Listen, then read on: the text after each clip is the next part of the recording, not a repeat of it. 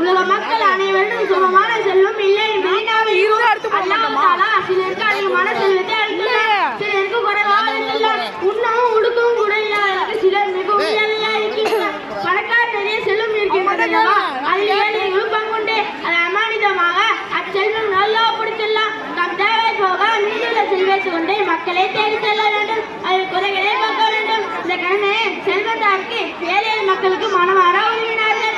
இந்த காலத்து மக்கள் நோக்கம் என்னவென்றால் செல்வத்தில் மட்டும்தான் ஆசை. ஆனால் அந்த காலத்தில் ஃபாத்திமா இல்லா அவர்கள் எப்படி வாழ்ந்தார்கள் ஒரு சிறிய விஷயம் நான் கூறுகிறேன். ஒரு முறை நபிகள் ஸல்லல்லாஹு அலைஹி வஸல்லம் அவர்கள் அன்புமான ஃபாத்திமா இல்லா அவர்கள் வீட்டில் உணவுப் பொருட்கள் எதுவுமே இருக்கவில்லை. ஹஜ்ரத் அலி ரலியல்லாஹு தஆலா அன்ஹு அவர்கள் கஷ்டப்பட்டு உழைத்து சிறிதளவு சோளம் கொண்டிருந்தார். ஃபாத்திமா அவர்கள் சோளத்தில் ஒரு பகுதியை எடுத்து மாவாக்கி நின்று சுட்டார்.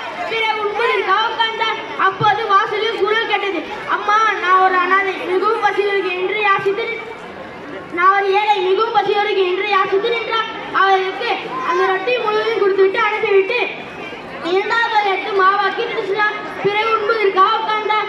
மீண்டும் வாசலில் குரல் கேட்டது, அம்மா நான் ஒரு அனாதை, மிகவும் பசியோருக்கு என்று யாசித்து நின்றார்.